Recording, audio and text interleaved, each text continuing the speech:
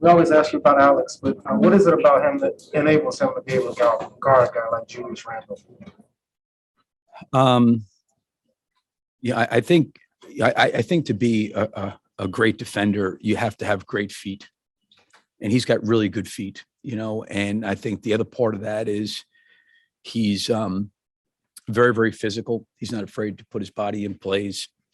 And then I think he's really, really, really high basketball IQ, and but I think the physical tools of his athleticism and his feet are probably very underrated. He's very good in tight spaces, moving and cutting guys off. He knows how to use his hips to kind of prevent guys from turning the corner. And, he can kind of almost like, widen guys out on drives instead of it being a straight line. He can kind of get them going a little bit laterally, but he's got all the ingredients. He's physical. He's not afraid to put his nose in there. He's got good feet and he's smart.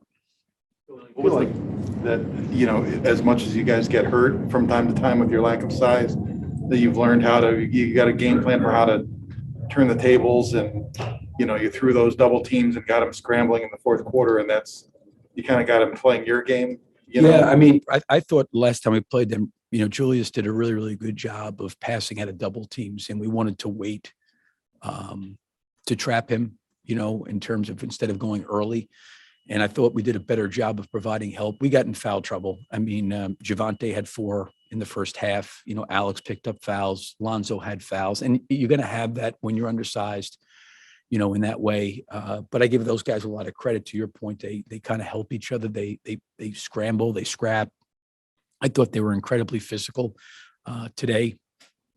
It was a game where I don't know if anybody really necessarily gained any rhythm offensively in the game. There was stretches of rhythm, but it was just a hard fought game. And, in a lot of ways, baskets were hard to come by, and there was a lot of fouls and there was a lot of free throws taken.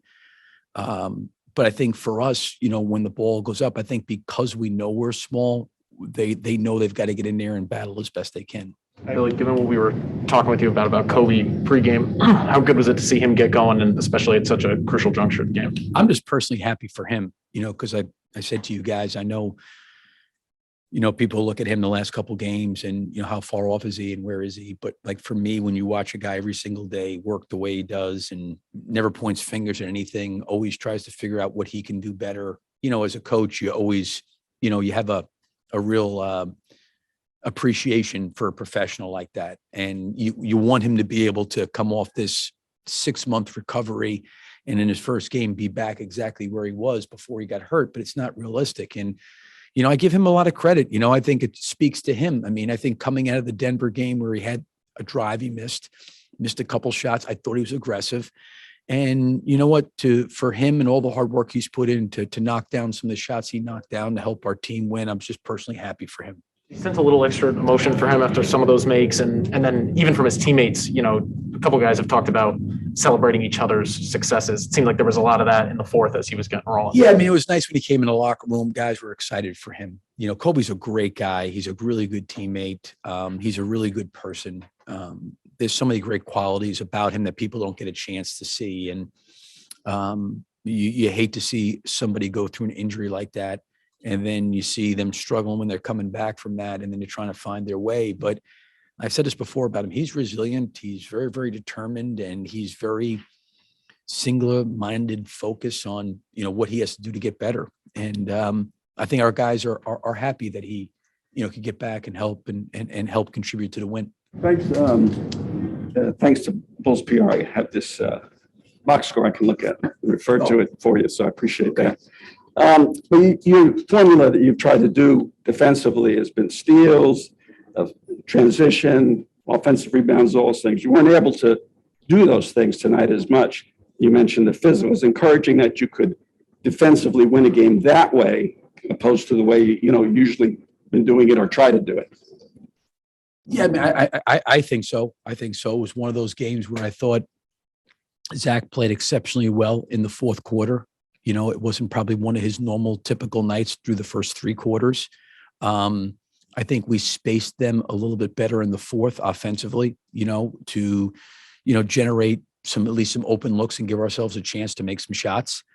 And it was just kind of we were foul trouble, different lineups, different rotations, guys in and out. So I think to your point, to be able to win a game where it wasn't, smooth sailing every possession or, every quarter, you found a way to battle and fight and compete. How about, you've mentioned before, the luxury of having, two closers. There was a time late in the game where DeMar looked like it was going, they doubled Jet, and Zach got the ball on the wing and finished so that you could have, both of them. I think they scored 12 or 14 points in a row toward the end. We're trapping both those guys early, but we kind of kept both those guys up high. And there were some times where I think Zach was wanting to swing the ball to DeMar, and they were trying to take that pass away, and that obviously left some space and some opportunity for Zach to attack, and the same thing for DeMar. And we just wanted to put those guys with the floor kind of spaced. And I do think they made some very good passes. I do think a lot of, Derek made a corner three. Coby made several threes. We made some threes because of those guys passing the ball and getting it to the middle of the floor, and then the guy making the next pass. So it wasn't one of those games that was just, to your point, like it wasn't just easy. There was some struggles there, but I thought we figured things out a little bit better in the fourth.